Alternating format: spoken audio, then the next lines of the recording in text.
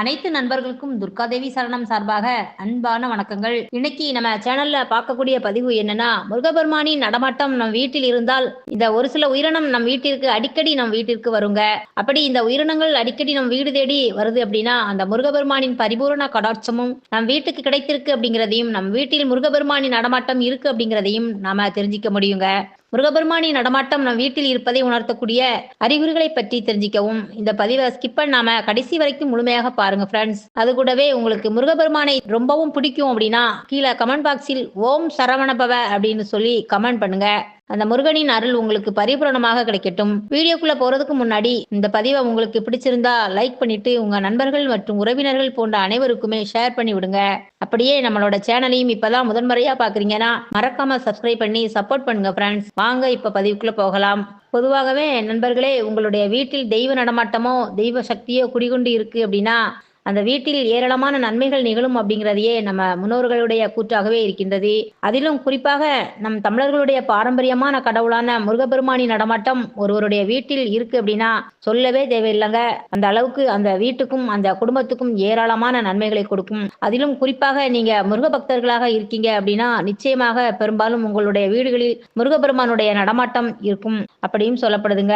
இதை நாம எப்படி தெரிஞ்சுக்கலாம் அப்படின்னா, திடீரென நம் வீடுகளில் நல்ல வாசனைகள் வரும். அதாவது உதாரணமாக சொல்லணும் அப்படின்னா சந்தனத்தின் வாசனம், விபூதியின் வாசனம், அப்படி இல்லைன்னா ஊதுபத்தி, சாம்பிராணியின் வாசனைகள் திடீரென நம் வீட்டுக்குள் வருது அப்படின்னா நிச்சயமாக நம் வீட்டில் அந்த தெய்வ சக்திகள் நிறைந்திருக்கு அப்படிங்கிறது தான் அர்த்தம்ங்க.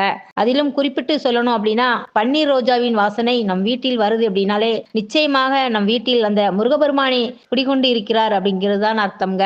பெரும்பாலும் நீங்க முருக பக்தனாக இருந்தீங்க அப்படின்னா பன்னீர் ரோஜாவுடைய வாசனை நிச்சயமாக உங்க வீட்டில் வந்திருக்கும். ஒருவேளை உங்களுடைய வீடுகளிலேயும் திடீரென இந்த மாதிரியான வாசனை திடீரென வந்துருச்சு அப்படின்னா மறக்காம கமெண்ட் பாக்ஸில் சொல்லுங்க, நான் பார்த்து தெரிஞ்சுக்கிறேன். அதே சமயத்தில் மலர் மாலைகள், மல்லிகை பூ வாசனைகள் உங்க வீட்டுல வருது அப்படின்னா நிச்சயமாக உங்க வீட்டில் உங்களுடைய குலதெய்வம் உங்கள் வீட்டில் இருப்பதற்கான அறிகுறிகள் நிறையவே தென்படுங்க. அதிலும் ஒரு சிலருடைய வீட்டில் எல்லாம் முருகபெருமானின் வாகனமான மயில் வரும். இப்படி வரக்கூடிய மயில்கள் உங்களுடைய வீட்டுக்குள் நுழையணும் அப்படிங்கிறதெல்லாம் கிடையாதுங்க. உங்க வீட்டு காம்பவுண்ட் சுவரில் கூட ஏறி வரலாம், இல்ல வீட்டின் முத்தத்தில் கூட வந்து நிற்குங்க. இப்படி அடிக்கடி உங்க வீட்டுக்கு வந்து செல்லுது அப்படின்னாலே நிச்சயமாக அந்த முருகபெருமானின் வருகை அடிக்கடி உங்க வீட்டுக்குள் வருகிறதாக அர்த்தம்ங்க. அப்படி உங்க வீட்டுக்குள் வரக்கூடிய மயில்களுக்கு ஏதாவது தானியங்களை உணவாக போட்டீங்கன்னா உங்களுக்கு புண்ணியங்கள் வந்து சேரும். நண்பர்களே, எங்கள் வீட்டிலும் அடிக்கடி மயில் வந்து உணவு எடுத்துட்டு செல்வதை நாங்கள் அடிக்கடி பார்க்கிறோம். அதை நாங்கள் வீடியோவாகவும் எடுத்திருக்கும் சகோதரிகளே. இப்படி நம் வீட்டுக்கு முருகபெருமானின் வாகனமான மயில் வருவதால் முருகபெருமானின் ஆசி நமக்கு முழுவதுமாக கிடைக்கும் என்றே சொல்லலாங்க.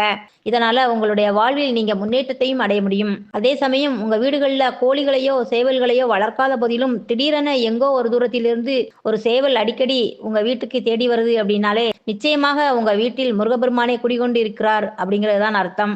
இதற்கு காரணம் என்ன அப்படின்னா, சேவல் கொடியினை ஏந்திய முருகபெருமானின் மீது உங்க வீட்டில் உள்ள யாரோ அதிகளவான பக்தி கொண்டு இருக்கிறாங்க அப்படிங்கிறது அர்த்தங்க. அந்த பக்தியில் இருக்கும் முருகபெருமான் உங்கள் வீடு தேடி வந்து உங்க வீட்டிலேயே குடிகொண்டு இருப்பாரு. இதனால அந்த முருகபெருமானின் மீது பக்தி கொண்ட நபர்கள் மட்டுமல்லாமல் அந்த முழு குடும்பத்துக்கே பூரணமாக முருகபெருமானுடைய அருள் கிடைக்கும். சில நேரங்களில் நண்பர்களே, நாம இரவு தூங்கும் பொழுது தெய்வீகம் சார்ந்த கனவு நமக்கு வரும். உதாரணமாக சொல்லணும் அப்படின்னா கோவில்களும் கோவிலின் கோபுரங்களும் கடவுள்களின் சிலைகளும் நம் கனவில் வருது அப்படின்னாலே நாம அந்த இறைவன் மூலமாக ஆசீர்வதிக்கப்பட்ட நபர்கள் அப்படிங்கிறது தான் தெரிஞ்சிக்க முடியும். அதிலும் நீங்க ஒருவேளை முருக பக்தர்களாக இருந்தீங்க அப்படின்னா உங்க கனவுல அந்த முருகபெருமானுடைய வேலும் அவர் கையில் ஏந்தி இருக்கக்கூடிய சேவல் கொடிகளும் அதே சமயத்தில் சில நேரங்களில் மயில்கள் தோகை விரித்து ஆடுவது போன்ற கனவுகளும் உங்களுக்கு வரும். இந்த மாதிரியான கனவு உங்களுக்கு வந்துடுச்சு அப்படின்னா அந்த முருகபெருமானுடைய பரிபூரமான அனுகிரகங்களும் உங்களுக்கு இருக்கு அப்படிங்கிறதையும் தெரிஞ்சிக்க முடியும். அதே சமயம் இன்னும் சில நேரங்களில் நம் கனவுகளில் எல்லாம் வேல்மாறல் படிப்பது போன்ற சப்தங்களோ, அப்படி இல்லைன்னா தூரத்தில் எங்கேயோ கந்த சஷ்டி கவசம் பாடுவது போன்று ஒலிப்பதையோ நம் காதுகளில் கேட்பது போன்ற கனவுகள் நமக்கு வந்துடுச்சு அப்படின்னா நாம உடனடியாக முருகன் கோவிலுக்கு சென்று முருக வழிபாட்டை செய்வதற்குரிய வழிபாடை உணர்த்தக்கூடிய கனவுகளாக இருக்குங்க. அதனால இந்த மாதிரியான கனவுகள் உங்களுக்கு வந்துடுச்சு அப்படின்னாலே மறுநாளே முருகன் கோவிலுக்கு கிளம்பி போய் முருக வழிபாடு செய்தீங்க அப்படின்னா ரொம்பவே நல்லதுங்க. அதே சமயம் நண்பர்களே, சில நேரங்களில் எல்லாம் சிட்டுக்குருவிகள் நம் வீடுகளுக்கு அடிக்கடி வந்து போகும். இந்த மாதிரி சிட்டுக்குருவிகள் நம் வீட்டுக்கு வருது அப்படின்னாலும், நம் வீட்டில் முருகபெருமான் நடமாட்டம் இருப்பதாகத்தான் அர்த்தம்ங்க. அதனால அப்படி வரக்கூடிய சிட்டுக்குருவிகளுக்கு தண்ணீர் இல்ல தானியங்களோ உணவாக கொடுத்தீங்க அப்படின்னா, ரொம்பவும் நல்ல பலன் கிடைக்கும். அதே சமயத்தில் தினந்தோறும் வேல்மாறல், கந்தசஷ்டி கவசங்களை அனுதினமும் பாராயணம் செய்து வந்தீங்க அப்படின்னா, உங்க வாழ்வில் அதிக அளவிலான உச்சபட்சமான அந்த முருகபெருமானுடைய அனுகிரகத்தை நீங்கள் பெற முடியும். நண்பர்களே, நாம இந்த பதிவில் பார்த்திருக்கக்கூடிய சேவல், மயில் மற்றும் சிட்டுக்குருவிகள் போன்ற இந்த உயிரினங்கள் அடிக்கடி உங்க வீட்டு பக்கமா வருது அப்படின்னா, நிச்சயமாக உங்க வீட்டில் அந்த முருகபெருமானுடைய அனுகிரகமும் அவருடைய நடமாட்டமும் இருப்பதாகத்தான் அர்த்தம்ங்க. அதனால இனிமே இத மாதிரி உயிரினங்கள் வந்துருச்சு அப்படின்னா, அந்த உயிரினங்களுக்கும் தண்ணீரும் சாப்பாடும் கொடுத்தீங்க அப்படின்னா ரொம்பவும் நல்லதுங்க. அது மட்டுமல்லாமல் நண்பர்களே, தினந்தோறும் நீங்க அந்த முருகபெருமானின் மந்திரமான ஓம் கிரீம் சரவண பவ அப்படிங்கிற மந்திரத்தையும் பாராயணம் செய்து வந்தீங்க அப்படின்னா, முருகபெருமானுடைய பரிபூரணமான கடாட்சமும் உங்களுக்கு கிடைக்கும் அப்படின்னு சொல்லி இந்த பதிவை தான் நான் நிறைவு செய்து கொள்கிறேன். ஓம் முருகா. மீண்டும் அடுத்த பதிவுடன் சந்திக்கும் வரை உங்கள் சகோதரியான துர்காதேவி சரணம்.